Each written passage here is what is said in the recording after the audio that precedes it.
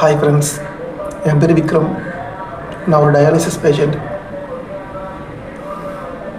எனக்கு 2 kidney failure ஆயிடுச்சு. 6 வருஷமாக டயாலிசிஸ் பண்ணிகிட்ருக்கேன். ஃபஸ்ட்டு 3 வருஷமாக மெடிசனில் போயிட்டு இருந்துச்சு. அடுத்த 3 வருஷம் டயாலிசிஸ் பண்ணிகிட்ருக்கேன். நான் நினச்சி கூட பார்க்கல, கிட்னி ஃபெயிலியர் ஆனதுக்கப்புறமா என்னால் இவ்வளோ நாள் போக முடியும்னு நினச்சி கூட பார்க்கவே இல்லை. டாக்டர் சப்போர்ட்னாலையும் இந்த கடவுள் சப்போர்ட்னாலையும் தான் நான் என்னமோ இருக்கேன். இந்த சேனல் எதுக்காக ஆரம்பிச்சிருக்கிறேன்னா, நிறைய பேருக்கு கிட்னி ஃபெயிலியர் ஆச்சுனாக்கா எதனால் ஆகும், ஏன் ஆகும் அப்படின்னு டீட்டெயிலாக தெரியல. எனக்கு தெரிஞ்சதை நான் கேட்டு தெரிஞ்சுக்கினதை, நான் எக்ஸ்பீரியன்ஸ் பண்ணதை உங்களுக்கு கூட ஷேர் பண்ண தான் இந்த சேனல். உங்களுக்கு தெரிஞ்சுக்கணுன்னு ஆர்வம் இருந்துச்சுன்னா, அது என்ன இருந்துச்சுன்னா கண்டிப்பாக தெரிஞ்சுக்கணும். நம்ம ஒரு நாள் ஃபுல்லாக சோஷியல் மீடியாவில் இருக்கோம், டைம் வேஸ்ட் பண்ணுறோம். ஒரு 5 நிமிஷம் டைம் ஸ்பெண்ட் பண்ணுங்கள், தெரிஞ்சுக்கோங்க. இந்த வீடியோ கண்டிப்பாக உங்களுக்கு யூஸ்ஃபுல்லாக இருக்கும். இந்த சேனலே அதுக்காக தான் பண்ணியிருக்கேன். வீடியோ கிளியராக இருக்காது, வாய்ஸ் கிளியராக இருக்காது. நான் இது வரைக்கும் இந்த மாதிரியெல்லாம் பேசுனது கிடையாது, பழக்கம் இல்லை. நிறைய குறைங்க இருக்கும், அட்ஜஸ்ட் பண்ணிக்கோங்க. போக போக முடிஞ்சதெல்லாம் கரெக்ட் பண்ணி நான் போட ஆரம்பிக்கிறேன். எனக்கு தெரிஞ்சதை, என்னோடய எக்ஸ்பீரியன்ஸை நான் உங்கள்கிட்ட ஷேர் பண்ணுறேன். எனக்கு ஃபஸ்ட் டைம் டயாலிசிஸ் பண்ண போகிறேன்னு சொல்லும்போது நான் அப்படி பயந்தேன். பட் ரொம்ப பெயின்ஃபுல் லைஃப் தான், அவ்வளோ சாதாரண லைஃப் கிடையாது. அதை நான் சொல்லி நான் உங்களை பயம் காட்ட விரும்பலை. நான் பாசிட்டிவாகவே போவோமே. முடிஞ்ச வரைக்கும் இந்த ட்ரிங்க்ஸ், ஸ்மோக், நம்ம வெளியில் சாப்பிட்ற தேவையில்லாத அந்த ஃபுட்டு, அதெல்லாம் நீங்கள் கண்ட்ரோல் பண்ணிங்கனாலே உங்களுக்கு என் நிலமை வராது. நான் மட்டும் கிடையாது, இப்போ ரீசெண்டாக நிறைய பேருக்கு கிட்னி ஃபெயிலியர் ஆகுது. நான் 6 வருஷத்துக்கு முன்னாடி நான் அந்த ஹாஸ்பிட்டலில் போய் ஜாயின் பண்ணும்போது நிறைய ஸ்லாட் ஃப்ரீயாக இருக்கும். மொத்தம் 7 மிஷின் இருக்குது. அதில் 7 மிஷின் ஃபுல்லாகவே ஆகாது, 5 மிஷின் தான் ஃபுல்லாகும். சில 2 பேர் 3 பேருன்னு. அப்போது வாரத்தில் 6 நாள் டயாலிசிஸ் பண்ணுவாங்க. 6 நாளில் பண்ணும்போது ஒரு நாளோட ஃபுல்லாக என்னை பார்த்ததே கிடையாது. ஆனால் இப்போது ஷிஃப்ட்டு போட்டு காலையில், மதியம், ஈவினிங் 3 ஷிஃப்ட்டு போடுறாங்க. 3 ஷிஃப்ட்டும் ஃபுல்லாக டயாலிசிஸ் பண்ணுறாங்க. அவ்வளோ பேர் வந்துகிட்டே இருக்காங்க.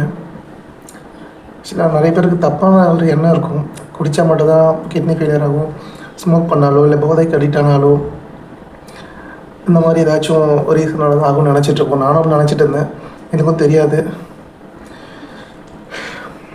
பேசும்போது கொஞ்சம் கஷ்டமாக இருக்கும், அட்ஜஸ்ட் பண்ணிக்கோங்க. மூச்சு விட்டு பேச முடியாது. நானும் தப்பாக தான் நினச்சிட்டு இருந்தேன், எனக்கு தெரியறதுக்கு முன்னாடி வரைக்கும். அதுக்கப்புறம் தெரிஞ்சது, இவ்வளோ ரீசன்னால கிட்னி ஃபெயிலியர் ஆகுமோன்னு. பிபி அதிகமாகிட்டு, ஸ்ட்ரெஸ் அதிகமாச்சுன்னா பிபி அதிகமாகும். டென்ஷன், ஸ்ட்ரெஸ்ஸு, ஹைப்பர் டென்ஷனில் அப்படி ஆக சான்சஸ் இருக்குது. எனக்கு 2 கிட்னி ஃபெயிலியர் ஆச்சுல, அது எப்படி தெரியுமா? Hyper tension, stress. பட் எனக்கு நிறைய பிரச்சனை இருக்குது, ஃபேமிலி இஷ்யூஸ் இருக்குது. எனக்கு யாரும் இல்லை, நான் மட்டும்தான். இப்போ நான் மட்டும்தான் இருக்கேன். எனக்கு அம்மா மட்டும்தான், அப்பா கிடையாது. அப்பா 6 மாதம் குழந்தையாக இருக்கும்போது இறந்துட்டாங்க. நான் அப்பாவை பார்த்தது கூட கிடையாது. ஸோ நீங்கள் எல்லாமே அம்மா தான். அம்மா திடீர்னு 2021 இந்த கொரோனா டைமில் இறந்துட்டாங்க. அதனால் ஏற்றுக்க முடியல. ரொம்ப ஸ்ட்ரெஸ், டிப்ரெஷன். ஒரு 6 மாதமாக சரியாக சாப்பிடாம, தூங்காமல், ஃபுல் டைம் அழுதுகிட்டே இருந்து டிப்ரெஷனில் போயிட்டேன். அதுக்கப்புறம் தான் இப்படி ஆச்சு. எனக்கு ஒன்றும் பெருசாக சிம்டம்ஸ்லாம் காட்டவே இல்லை. ஒரு நாள் சின்னதாக தலைவலி வந்துச்சு. நான் ஹாஸ்பிட்டலுக்கு போகிற பழக்கமே கிடையாது, போனதே கிடையாது. ஒரு நாள் சும்மா ஹாஸ்பிட்டலுக்கு போய் பார்க்கலாமேன்னு போனால் பிபி அதிகமாக இருந்தது. 260, 120 இருந்தது. நார்மல் 120, 80 தான். ஆனால் எனக்கு 260, 120 இருந்தது. பயங்கர ஹையு. அப்போ எனக்கு எதுவுமே தெரியாது, பிபி இவ்வளோதான் இருக்கணும் அப்படிலாம் தெரியாது. அப்போ நான் கம்முன்னு கேட்டு வந்துட்டேன். டாக்டர் டெஸ்ட்டில் எழுதி கொடுத்துருந்தாங்க, இந்த டெஸ்ட் எடுத்துகிட்டு வாங்க. நானும் போயிட்டு டெஸ்ட்லாம் எடுக்கலை.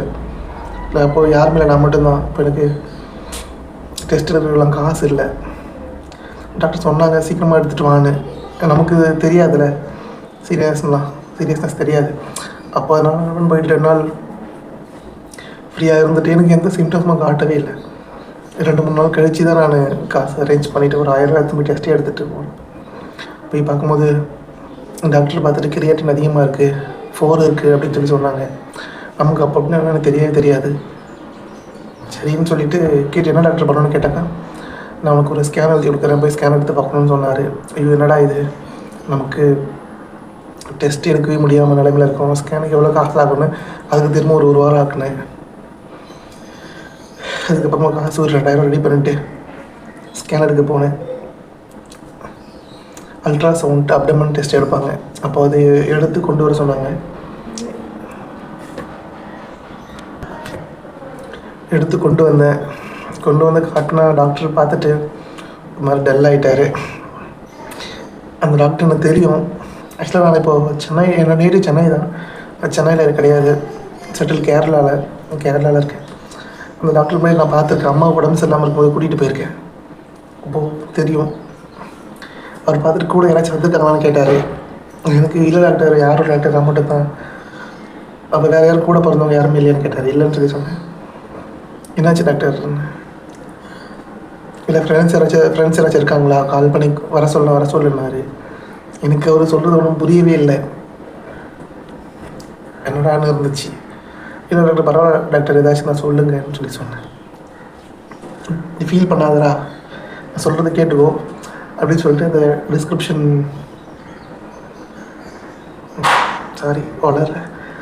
ப்ரிஸ்கிரிப்ஷன் மேலேயே கான்டாக்ட் நம்பர் ஒன்று எழுதினார்.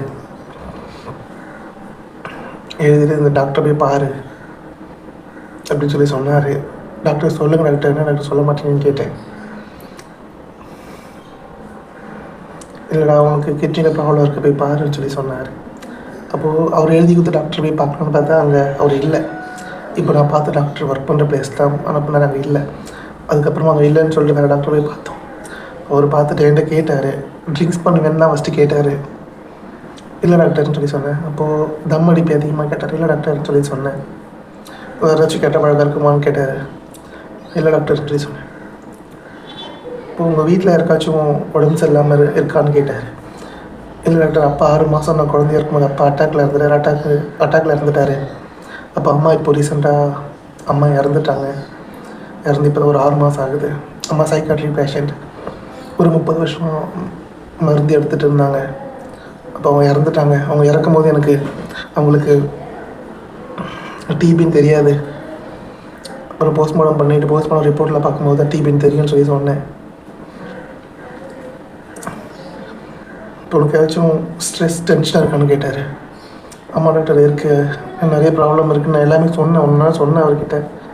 இப்போ எல்லாம் கேட்டுட்டு இல்லைடா எனக்கு எப்படி சொல்கிறதுன்னு தெரியல, ஒரு 2 கிட்னி ஃபெயிலியர் ஆயிடுச்சு.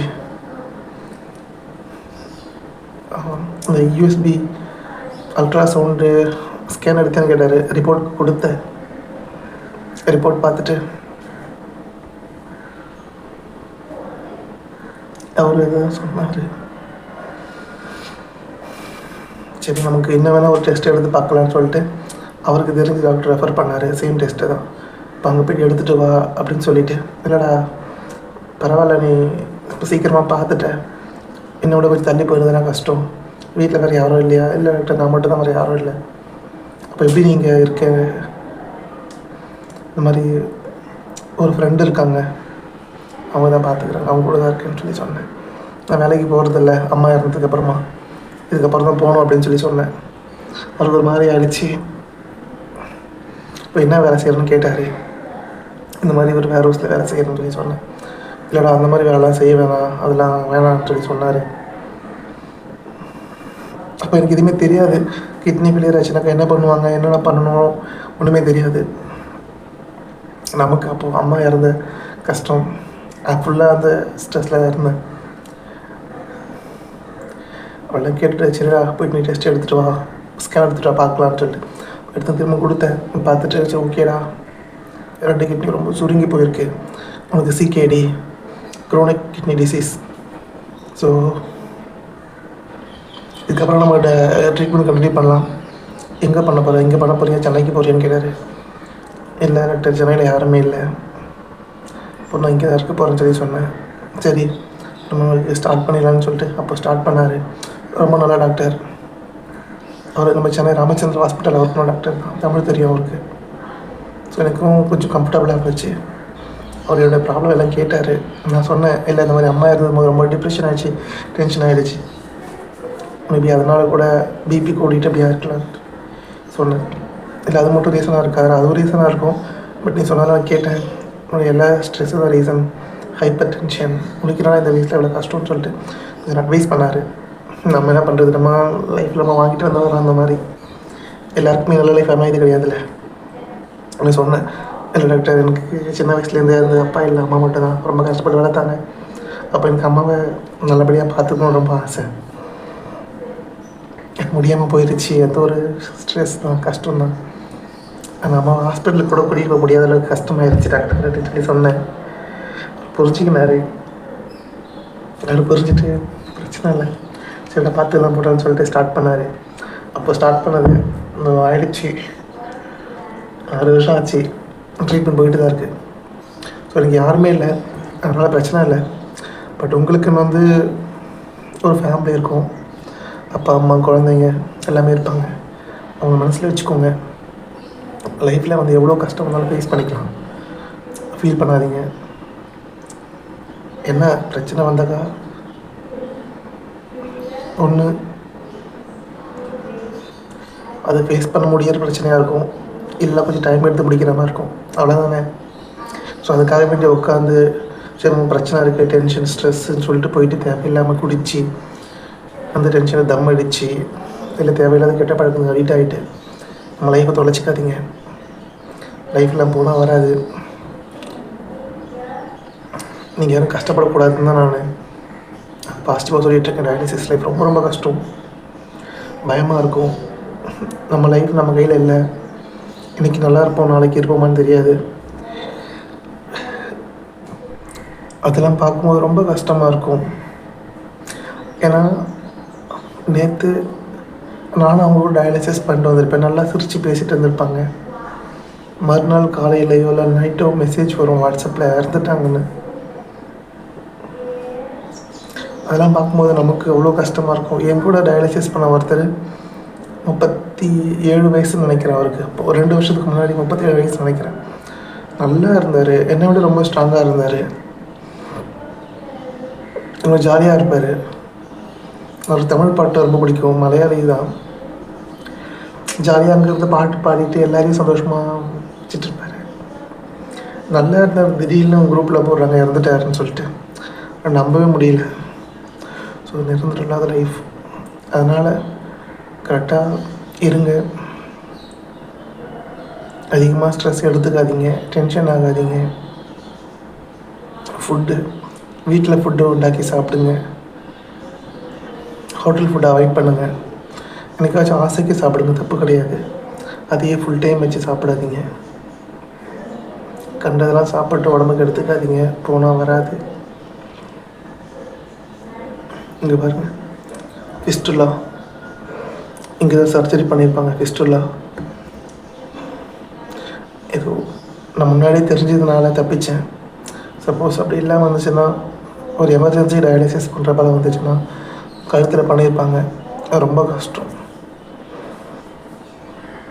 எனக்கு முன்னாடியே தெரிஞ்சதுனால என்னால் ஒரு 3 வருஷம் டயாலிசிஸ் பண்ணாமல் வெறும் மெடிசன் மட்டும் போட்டு கொண்டு போக முடிஞ்சுது. ஸோ நான் என்னென்ன டயட் எடுத்தேன், எப்படியெல்லாம் ஃபாலோ பண்ணேன், என்னென்னலாம் பண்ணேன், அது எல்லாமே நான் உங்கள்கிட்ட டெய்லி ஷேர் பண்ணுறேன். நம்ம எவ்வளோ வீடியோ பார்க்குறோம், இது போல் யூஸ்ஃபுல் வீடியோ பாருங்கள். நான் என்ன மட்டும் சொல்லலை, இன்னமும் சில வீடியோஸ் பார்த்துருக்கேன் யூடியூப்பில், அவங்களையும் பாருங்கள். அதே போல் நீங்கள் வீடியோலாம் பார்த்தாலும் நான் சொல்கிறதும் சரி, இல்லை மற்ற வேறு யாராச்சும் சொன்னாலும் சரி, அதை ஃபுல்லாக கேட்டு அப்படியே நீங்கள் ஃபாலோ பண்ணாதீங்க. எதுவாக இருந்தாலும் நீங்கள் உங்கள் டாக்டர்கிட்ட போய் பேசுங்க, டாக்டர்கிட்ட சொல்லுங்கள், ஷேர் பண்ணுங்கள். அவங்க என்ன சொல்கிறாங்களோ அதை கேளுங்க. பட் நாங்கள் சொல்கிறதெல்லாம் கேட்டுக்கோங்க. இப்படிலாம் பண்ணலாமான்னு சொல்லிட்டு. ஃபுட்டும் ஓகே, ஃபுட்டு கூட வந்து டாக்டர் சொல்கிறத கேளுங்க, தெரிஞ்சு வச்சுக்கோங்க. கண்டிப்பாக உங்களுக்கு எனக்கு யூஸ்ஃபுல்லாக இருக்கும்னு நினைக்கிறேன். நான் டெய்லி ஒரு வீடியோவை ட்ரை பண்ணுறேன், ஆனால் எனக்கு அவ்வளோ கிளியராக பேச தெரியாது, அட்ஜஸ்ட் பண்ணிக்கோங்க. எனக்கு யாரும் இல்லை. நாளைக்கு ஏதாச்சும் ஆச்சுனாலும் பிரச்சனை கிடையாது. ஏன்னா நான் யோசித்து பார்த்துருக்கேன். நான் சொன்னல ஒருத்தங்களாம் பாட்டு பாடுறேன், அவங்களுக்குலாம் ஒய்ஃப் இருக்காங்க, அவங்க ஒய்ஃபுக்கு உடம்பு சரியில்லாதவங்க. நினச்சி கூட பார்க்க முடியல. ஸோ உங்களுக்குன்னு ஒரு ஃபேமிலி இருக்குது. மேபி நீங்கள் சிங்கிளாக இருந்தாக்கா உங்களுக்கு லவர் இருப்பாங்க, ஃப்யூச்சர் பிளான் இருக்கும். இல்லை ஃபேமிலி மேலே இருந்தாக்கா வீட்டில் ஒய்ஃபு குழந்தைங்களாக இருக்கும். இல்லைனா அப்பா அம்மா கூட இருப்பாங்க. ஸோ எல்லோரும் மைண்டில் வச்சுக்கோங்க. மைண்டில் வச்சு கரெக்டாக இருங்க. அது ட்ரிங்க்ஸு ஸ்மோக்லாம் அவாய்ட் பண்ணிடுங்க, நல்லது. நான் டயட்டில் உங்களுக்கு நான் என்ன எடுக்கிறேன்னு சொல்லிட்டு நான் போடுறேன். டயாலிசிஸ் பண்ணுறது கஷ்டம் தான், பட் மேனேஜ் பண்ணிக்கலாம். பயப்படாதீங்க. முடிஞ்ச வரைக்கும் வராமல் பாருங்கள். அது நம்ம கையில் தான் இருக்குது. சில பேருக்கு அந்த பரம்பரையாக வரும். ஸோ அது நமக்கு ஒன்றும் பண்ண முடியாது. மற்றபடி வர்றது எல்லாமே நம்ம கையில் தான் இருக்குது. ஸோ அதனால் நம்ம கொஞ்சம் ஒழுங்காக இருந்தாக்கா இதிலேருந்து நம்ம தப்பிச்சு போகலாம். இல்லை என்ன மாதிரி மகிழ்ச்சி கஷ்டப்படணும் பார்த்துக்கோங்க. எனக்கு யாருமே இல்லாதனால நான் அப்படி போகிறேன். இன்னும் நிறைய கஷ்டம் இருக்குது. உட்காந்து அழுது நிறைய டைம் அழுதுருக்கேன். அது பரவாயில்ல, நமக்கு எல்லாருக்கும் ஒன்று ஒன்று இருக்கும்ல.